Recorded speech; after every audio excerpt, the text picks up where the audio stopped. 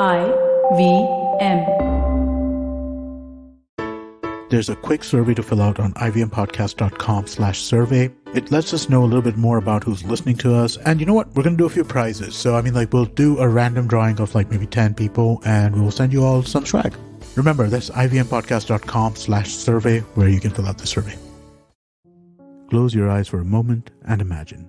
What would you be doing today had it not been for your day-to-day responsibilities of meeting work deadlines and making sure your family is financially secured?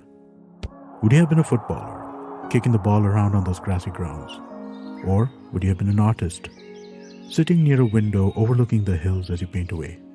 Maybe you crave to be a photographer. But here you are, framing a picture of the life you wish you had. But this can still be a reality. करो पूरे अपने इरादे, अपनों से किए सभी वादे. SBI Life अपने लिए, अपनों के लिए. To know more about our insurance plans with wealth creation, log on to www.sbilife.co.in. IRDAI registration number 111.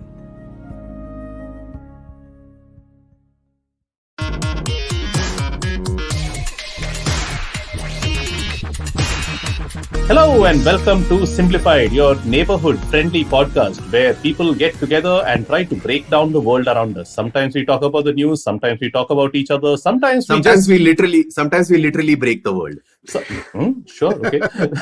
Sometimes we just go to Wikipedia and hit the I'm feeling lucky button and then we decide to talk about it. And sometimes we have people who are much smarter than us coming on. Quick correction, I'm feeling lucky is Google, Wikipedia is random page.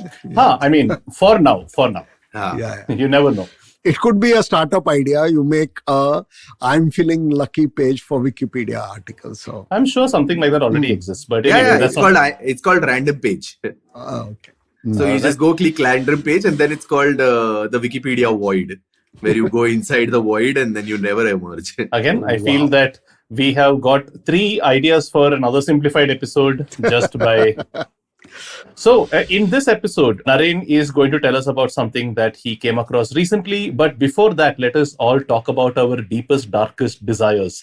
Actually, no, let's just talk about a desire that got fulfilled recently. For me, that would actually be my ridiculously expensive headphones, which I've been dreaming about for a while and finally managed to muster up courage and bank balance to buy them. And now I shall be quiet for a while. So my darkest desire was to get a Samsung watch, which I've just got. And the reason is my earlier darkest desire was to have a Samsung phone. So that Samsung watch and Samsung phone are not that friendly. I have to figure out how to really make them. They have to talk to each other and things like that. But yeah, I've always wanted to have a watch that can find my phone. I keep leaving my phone around. So if you press a button on the watch, your phone starts beeping. So that's okay. With all due respect to said Korean Daegu, why would you aspire to have a Samsung watch and phone specifically? I keep forgetting my phone everywhere, right? So I never remember where it is. Yeah, so, the thinking process must have gone this way. He bought a phone which turned out to be a Samsung phone, and now he needs to find said Samsung phone. Hence, there is a Samsung watch to locate said Samsung phone. Fair enough. Did you know, by the way, Samsung started off, and this is not a joke, it started off actually as a grocery store. Yeah. Wow. Yeah, you can hear all about this on some episode on season 2 of The Origin of Things, please. Origin of Things, yes. Thank you. Srikeit, your turn. Yes, you guys are pretty much set the tone as far as things that you were desiring and you bought. In my case, I think my deepest, darkest desire for the longest time was I was working at a place for a very long time. And it was practically a thing that even if I wanted to, I couldn't quit. So it took a lot of effort to actually end up leaving that company. And now, and I was again freelancing with that place. And now finally, I am no longer associated with said company for the first time in a long time. So that itself is it's both scary, but also a thing that I've been meaning to do for a long time. Wow. Yeah. That's amazing. Yeah. Liberating, right? Yeah. Liberating. So if I were just to sum up our desires, I wanted something for the head, Naren wanted something for the wrist, and you just felt like you've taken a giant shit. Yeah, that's Yeah, true. fair. Yeah, Alright, yeah. okay. I wanted to. You guys both wanted something to add. I wanted to shed. Yeah. Wonderful. I mean, this is not going to be a very natural segue. So, Naren, I think you should just take it away from here. Yeah. So, I mean, desires are, we think about desires as something which comes about. In our case, it probably does, because the thing that we desire means something to us, right? So we want it for different reasons. So you might want, so usually we are talking about objects, position, wealth, those kind of things. And that's because it means something to us. And everyone takes this for granted. But there's this guy named Rene Girard. Okay, so Rene Girard is an interesting bloke for two reasons. One is he's French, so French people are always interesting. Yeah. And the second is he is the guru of Peter Thiel, right? Oh. And so Peter Thiel, huh? Peter Thiel took a lot of this guy's theories to heart and implemented them in his own way. So it's called mimetic theory, and basically what inside Girard had, he was a professor of anthropology at Stanford University. And okay. he ended up teaching philosophy because he developed some philosophical theories out of his anthropological experience. And here's the theory in a capsule, right? Girard says that we don't desire things like in an autonomous way because those things mean something to us. We actually desire them because other people in our group or tribe desire them. So he says, so that is where mimetic comes from. Mimetic comes from miming, and miming means imitating. So we imitate others. And apparently even, studies on even toddlers show that if you have toddlers and you give them 10 toys, the moment one toddler goes and picks up one toy, the other 9 toddlers want that same toy. They have no clue what it is, whether it's cool, whether it's not. And Girard thought that this is this hardwired into humans. This is what he thought. And he developed a theory which is almost as persuasive as the sapiens theory, which, he sort of reduced all of world history, conflict, everything to mimetic theory. So basically his funda was that two of us desire the same thing and there is only one of that thing. So we come into conflict. Right. And when it's groups of people, those groups of people come into conflict. So that was his insight. That's actually quite interesting because this also reminds me of another one which was about that whole comparison experiment. And I think they had done this comparison experiment with a couple of apes. I don't know whether they were chimps or apes or something, where so there are 2 types of food. There was one which is a carrot and one is a grape, right? The carrot is a standard food for the chimps and grape is a treat. All right. So there are 2 chimps. One chimp is given a carrot. It very happily eats the carrot. Yeah. Right. Then the second chimp is given a grape. And the next time, the first chimp is given a carrot and the second is given a grape. The first chimp throws away the carrot and starts yelling and screaming. Yeah. Because he can see the other chimp getting a grape. And it's like, while for the first time it was perfectly happy to eat the carrot. Yeah. But the moment it saw the other chimp getting a grape, when it started freaking out. So this is, of course, that's slightly different. That study was, unfairness of compensation. So basically it was a study on 2 monkeys. Yeah. And those monkeys were trained to do some task and the reward was a vegetable, a carrot or something like that. And the researcher kept giving one of the monkeys a grape. Grape, yeah. So the guy who got the carrot just threw it back. It's there on video. It's a very interesting video. Yeah, it's a hilarious video. Hilarious video, yeah. So this is very similar. So what Girard says is that part 1 is we desire what other people desire, which brings us into conflict. Part 2, he says, there is a lot of tension and violence built up. And the only way this is resolved is by finding a scapegoat. So it's called a scapegoat mechanism. So he says the moment you find a scapegoat and the scapegoat is punished, the tension resolves. Yeah. And scapegoat usually has violence. So this is basically violence towards entire communities also. So as we are seeing right now. I was thinking about Hitler and the Jews because there's nothing like that. That's a more a safer analogy to use in these times. I was actually talking about Russia and Ukraine. Even so, but that's actually a really interesting point, because again, historically, every time, because it's not just having a scapegoat, but I think as humans and as groups of humans, we like simple linear narratives. Yeah. Right. Sometimes there is, I mean, in a situation where something's gone wrong, there are probably a lot of parties who are contributory to the negligence or to the problem that's happened in that situation. But to find a singular scapegoat who was responsible for it gives, like you said, releases a lot of like visceral pleasure in kind of like blaming it all on that scapegoat. And therefore having the scapegoat has to be punished. Has to be punished, exactly. And scapegoat is oftentimes innocent. Yeah, exactly. But the punishers are convinced of their scapegoat's guilt. Exactly. Yeah, you're right. He gives a lot of he found a lot of examples supporting that. A lot of it is very intuitively true also. From what little we know of history, we find oftentimes that you basically need to go and sort of find someone to blame it on them and be done with it. Yeah, and the problem is here is where, I mean, that this scapegoat theory also works particularly well in terms of politics, is because once the scapegoat has been identified and the scapegoat is being punished, the release of holding any other people accountable from the mass public becomes so much that the issues that continue to persist are ignored because of it. We can again look at it from the Germany analogies, where that once the Jews were identified as the scapegoat who needed to be punished, all the other stuff about like, oh, they need to be ostracized from society, and that Hitler took over as a dictator, practically made himself a dictator, all of those issues turned a blind eye to because the scapegoat was getting punished. So everything else is fine.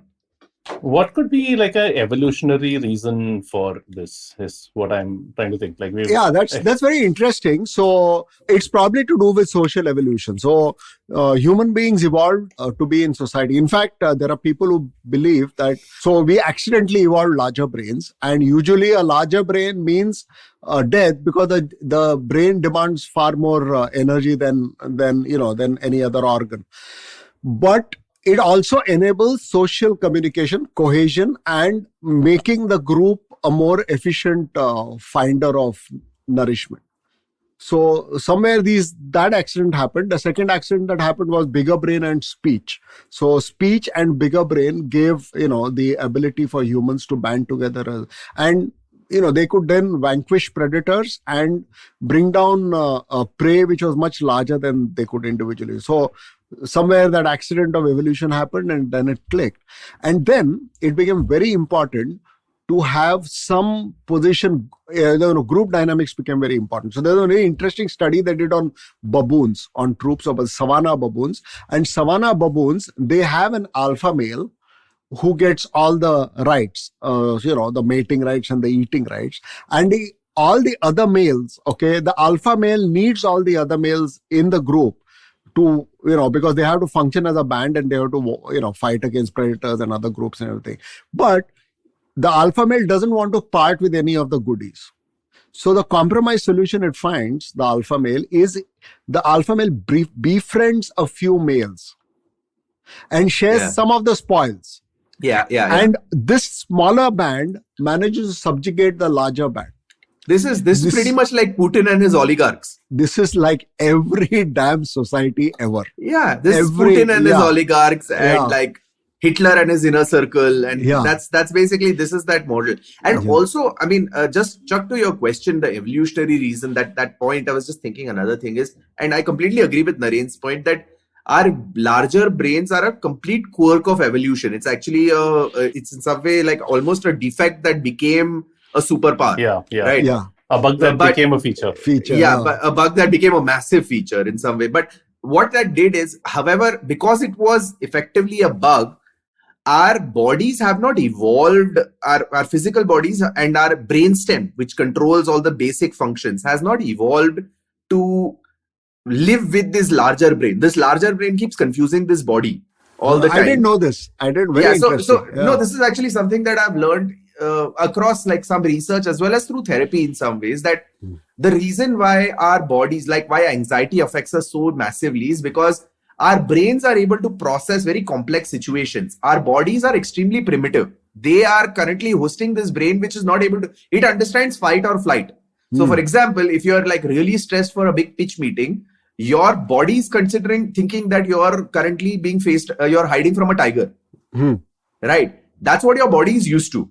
It is not used to handling the stress. It does not comprehend what a big pitch meeting is, right? And so that's where this particular phenomenon, and now coming to this particular point, where your body, and again, think of it as having a chimp's body, a chimp in its society. If there is any problem that happens, if there is any transgression that's happened against it, there is a very linear reason why that transgression is happening. There's an enemy who's attacking. You have to defend. You have to therefore then kill the enemy and continue life harmoniously. Or run away. Run away. Fight or flight. There's a very simple linear way of dealing things in Nothing nature. in between. There is no. But in human life, with the complexity of the world that we have constructed around us, the brainstem is not able to comprehend this. So if you look at it, it brings that's what they say, that the joy is very primal, right? It's a primal kind of joy. You're getting the joy from your brainstem that, oh, there is a clear scapegoat and we have punished him. My body, my overall primitive body is feeling very thrilled. Wow. Yeah. So that's kind of some part of evolutionary understanding which I kind of pieced together when I was researching this topic. Yeah, that's a crazy jigsaw investigative piece of work. Wow. I applaud. I am feeling visceral joy with. Should we at this point take a break and then come back and re-indulge ourselves in this visceral joy? Yes, done. So yeah, see you on the other side. We know you love fast food, fast fashion, faster payment, lightning fast internet speed. Then why not fast information? On Think Fast, where we discuss the latest developments in the world of technology, business, marketing, pop culture. With a side of sarcasm and my dad jokes, not just mine. Not mine, Varun. My jokes are funny. So join me, guys, the funnier one, Suchita Salvan, co-founder of LBB. And me, Varun Girard, the co-founder of The Glitch, as we think fast only on the IVM network. Fresh episodes out every Monday. On the IVM app, website, or wherever you get your podcast from. And welcome back to Simblified. Today we are discussing this really interesting topic of mimetic theory with Naren being the fount of knowledge that he always is. And Naren was talking a bit earlier. We spoke about the theory of why a scapegoat is needed in society and all of those aspects. But coming back to that point about Peter Thiel. So Naren, you wanted to continue from there. So the reason, Girard, okay. And then one more thing that I didn't tell about Girard, Rene Girard, is he was a devout Christian, okay? And what his theory was that the ultimate scapegoat was Jesus Christ. And why? What difference Jesus Christ made was Jesus Christ. That's the main theme of Christianity, is that Jesus Christ died for your sins, right? Yeah. So he died. The humanity made him the scapegoat. He died, and then he returned. He returned from the dead. So he suffered the punishment, but he did not vanish. He came back, and he taught people the value of forgiveness. Yeah. So Girard believed that forgiveness is the way to resolve tensions and not conflict. So, the rest of his philosophy builds up on that. Right. And there's also, especially when you bring in religion, this plays on this Jesus dying for your sins and returning back plays on two levels. I feel it's almost like there is and I would have really loved to have Tony here as a Christian to really give his point of view on it. So forgive me if I'm going on a different tangent, but this is my interpretation of it, is that not only is it that, yes, there was a scapegoat, but there is also a kind of a transference of a massive mass guilt. Because Jesus Christ didn't commit the sins that he died for. He died for your sins. Correct. Right. The credibility and the responsibility towards the religion kind of gets built up right there, because you're like, I automatically owe this authority who died for all of my sins. Yeah, that's a different dimension. And that basically shaped the religion and shaped the organizations and, the followers of the religion, the custom and everything. Basically, this guy's, insight was that. And one of the people he deeply influenced was Peter Thiel. And Peter Thiel was a philosophy graduate at Stanford. I think he started off as a law graduate, Uh-huh. and then he was so impressed by Rene Girard that he gave it up and he became a philosophy graduate or something like that, or maybe the other. But anyway, he was deeply influenced by him, and what he internalized Girard's theories and applied them in his own way. So his main insight was that businesses that copy other people's ideas usually do very badly. Okay, miserably, not badly, miserably. So his example is the airline theory, right? So all airlines are such perfect copies of every other airline that everything that one airline does, let us say, all flights are cramped and one airline figures out some way of readjusting the seats so that you get 2 inches extra space for your knees. Immediately, all the other airlines do the same thing. So there's no competitive advantage. Moment they find out that, a particular route is more profitable, everyone dives. So all airline companies are completely miserable. They make, even if they make money, it will be like in fractions of a percent. It's like really. And on the other hand, you take a company like Google, okay, which has absolutely not copied anyone at all. And it dictates its own terms. And its profit margin is some 75% or something like that. So Peter Thiel's takeaway is that unless you can think of something which is completely different, that's why he calls it 0 to 1, right? So his book is called 0 to 1. And he says, unless your business is built around something that no one else has thought of or can even do ever, it's not worth doing that business. He takes that extremist view.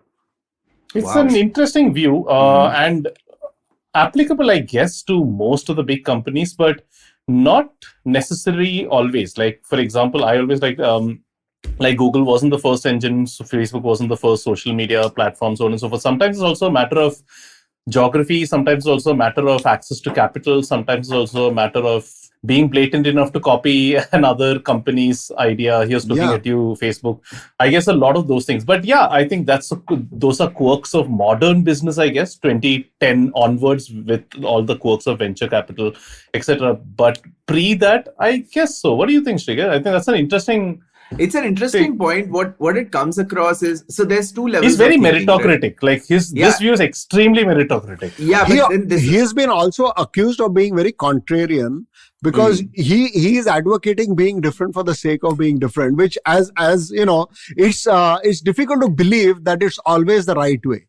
It's probably not always the right way. Yeah, because there's also another line of thinking which I feel is contrary to this one, which is all about saying that so if you look at all of the people who did things, who all the big companies right now, like you said, Google was not the first search engine, Facebook was not the first social network, right? The thing was, I completely agree with the thought that they did a 0 to 1 angle. Like they actually did something that progressed and was different from everybody else. But as is a common quote, like among VC circles, is that the guy who really opens a new category is the biggest public servant and the biggest donor of all, because that person takes it in the teeth as far as all the hurdles of the area are concerned, and then kind of paves the way and kind of lays down and allows the other guys to walk all over him so that they can build the better businesses in the category. Because once the initial headway has been made, they are able to build better businesses in the category. Innovator's dilemma. Throwback to Clayton Christensen from the previous episode that we did. Exactly. So that's where I'm like, it is definitely that, but the people who tend to stick are definitely people who have done something that has really differentiated themselves. And I think it comes down to, that's what, I think there's different forms of copying, right? You can copy a concept, but if you then improve upon it in a way that really distinctly is not an incremental change, but it's actually a distinct quantum change of some sort, that is where the differentiation comes in. Because like you said, the airline example of everyone giving those extra 2 inches, it's not going to be profitable in any way for anybody to create a distinct advantage. But someone like an Amazon with AWS, someone with Google with its search engine and the scale that they have achieved over there, and the massive amounts of investment that they do in research and stuff like that. What it does is it gives them that distinct research advantage that even if someone decides to copy them, they will completely overpower them. Right. And that I feel is the key difference in some ways. Yeah.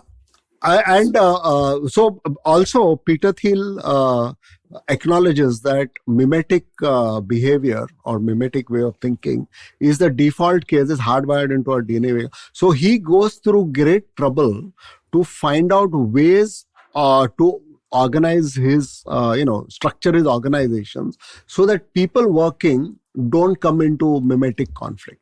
So Right. also mimetic conflict happens a lot in companies, in organization, commercial establishments, where everyone has a job to do and the prize is usually unique, right? So it's a promotion. So Yeah.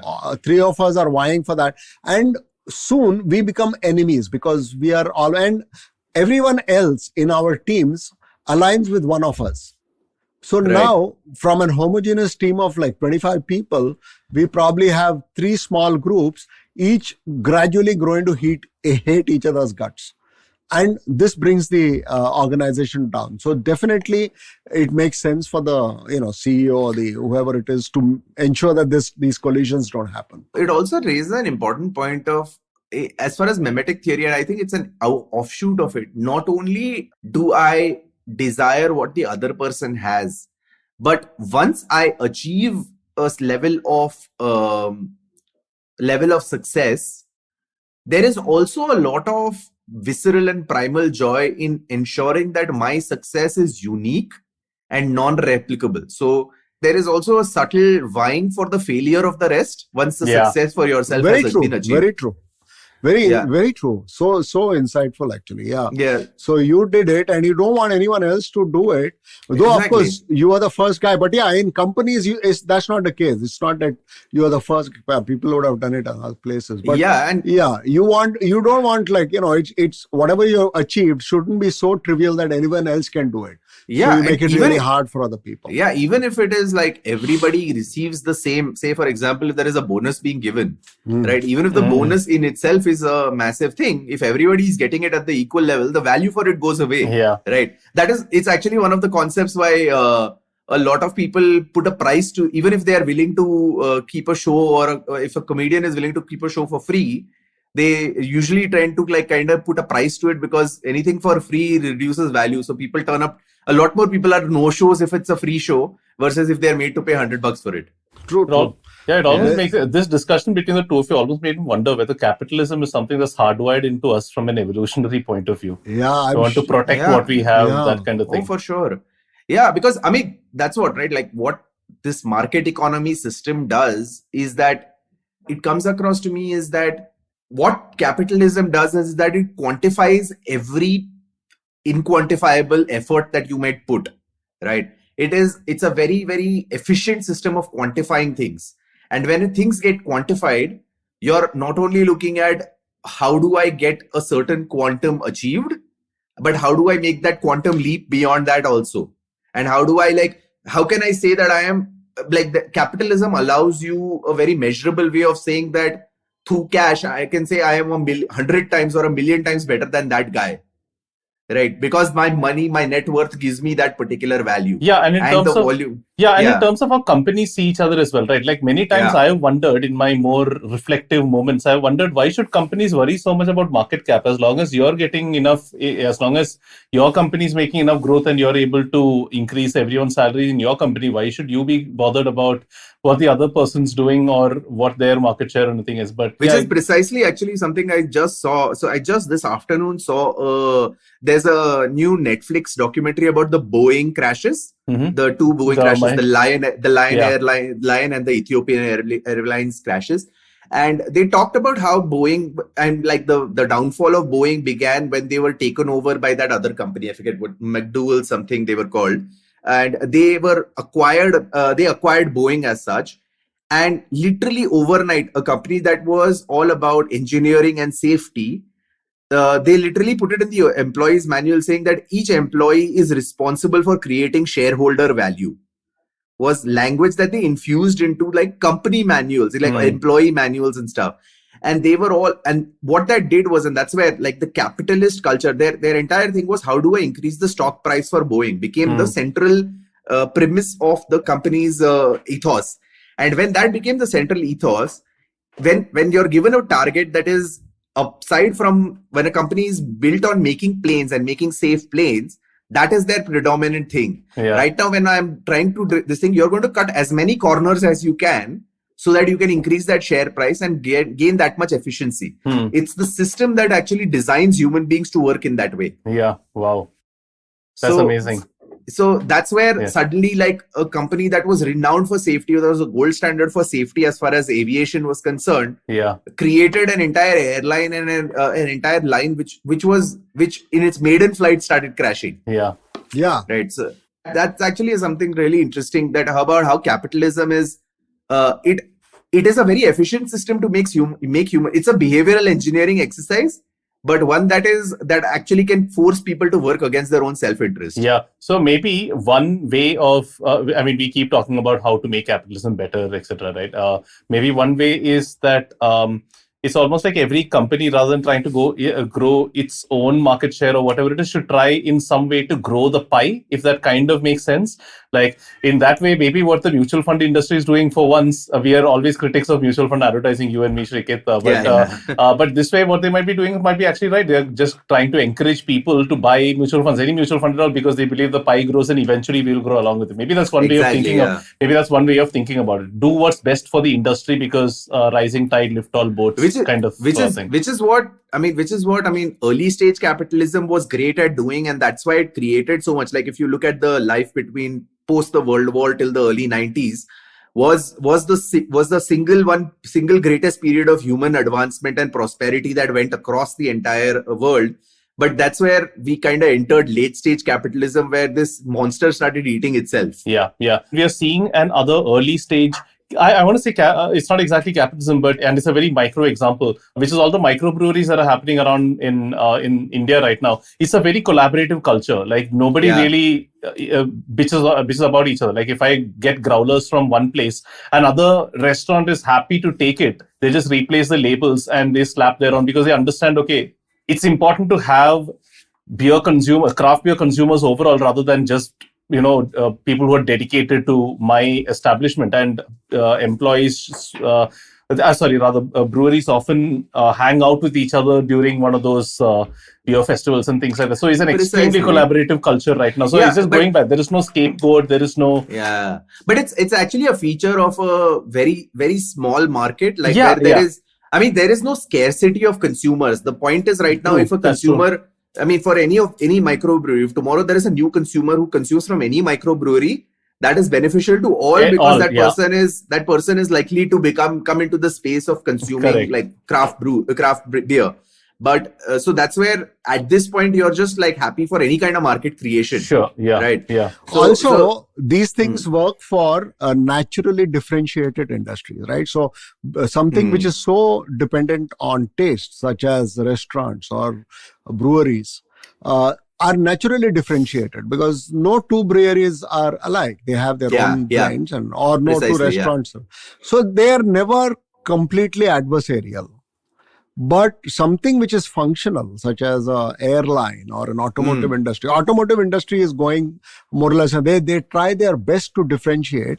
But a lot of people, they're just looking at the utilitarian. They want a car or a two-wheeler which takes them from point A to point B. Precisely, yeah. But automobiles have managed to, they've kept interest in form and function alive, to make sure that they're not always they're not always in conflict with each other. Yeah, but the automobile industry is an excellent example of what you were talking about, Naren, because it's in all the technological advancement that happened till even now, the predominant form of automobiles that you use around the world are automobiles that were developed in the early 20th century. Pretty much the engines that were developed in the early 20th century. There's no They just got better. Yeah, there's no real change in the internal combustion engine. Yeah. Right. So the point is, only recently are we seeing shoots of like someone like Tesla, who's like actually trying to redefine what a car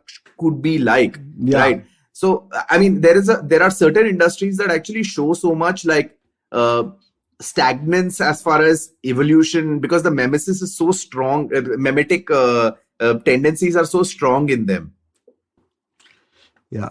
So this is my new find. I hope everyone liked it. Yeah, that was kind of fascinating to me. To me, just one part that I wanted to mention over here is like I like this part of that you said about the scapegoat. Right, it's almost like a scapegoat is necessary for human evolution in some way, for cooperation. It reminds me of two things. Like one is that in order for a group of people to communicate, there needs to be to cooperate. Rather, there needs to be a common enemy. Something like that. And the best example of that probably is India's independence, for example. And this is a very common line about fiction writing, right? Or in order to have a good story, you need to have a good villain. Almost that everyone can direct their hate or whatever it is towards. So I guess this is kind of extrapolated towards that. I don't know, tangentially related. In fact, that's so true. We are hardwired, and we need. And if you don't have a baddie in the movie, it's so bland. It's just not fun. Yeah. So, and not only do you need a bad guy, you need the bad guy to be sharply in contrast with a good guy. So there's absolutely no way the bad guy can be any good at all, and that's how successful movies are made, I think. And that's why also, like, precisely in that same way, you are able to, because that common enemy that's been constructed, the closer it is to primal biases, the more effective that villain becomes, right? Like, the more you are able to show them as someone who's fundamentally different from you, someone who is evil in a certain way, who is opposed to your upbringing, who is either physically different from you in some way or the other. The differences need to be very starkly highlighted and repeated, right? And when those differences are constantly repeated, it becomes something that's shorthand for people who are even the most cerebral people can switch that way. And those who are not find it in a very easy and equalizing shorthand to kind of like figure out that, this is and now that I use the word shorthand, I'm drawing back to my undergrad classes that I'm taking right now. It's a brand. It's a brand. Like, it's a shortcut for decision making. And that's what you're trying to do over there. Yeah. You said cerebral, but to tie back this entire episode, this is all about the shortfall of the brainstem, which is not cerebral that way. At all. At all. So, this is fascinating. This is utterly fascinating. I think we have gone from French theory to brand management to like covered a whole bit in the middle. And we managed to talk about Peter Thiel in largely a positive way, which is kind of strange. It's rare. It's rare to say the least. Actually, if you could make software which allows you to copy other people's short video reels, you should call it Mimetic Talk or something like that. Ouch. Terrible. No, not at all. It's completely fine. It's completely acceptable. So, can we agree that Rene Girard was the scapegoat? G-O-A-T. G-O-A-T. Wow. As opposed to a butcher who will be a scapegoat. These two I saved for the scraping goat. Okay. Ouch. I think we have reached the natural end. That is literally a non-veg joke. So, non-veg jokes that you can bring home to your parents. Next time, join us for a section on poultry jokes. Okay. I think we should stop now. I think this is... I think... Unless this episode doesn't do well and I become the scapegoat for this, in which case I wholeheartedly accept my role on this show. Lovely. So, good luck signing us off. Good luck signing us off. Stay safe, stay uncopyable, and stay simplified. Wow. Yes. Very nice. I mean, what a way to... I mean, you could have said stay unique, but stay uncopyable. Fair. Truly, Fair enough. Awesome. Okay. See you next week. Bye.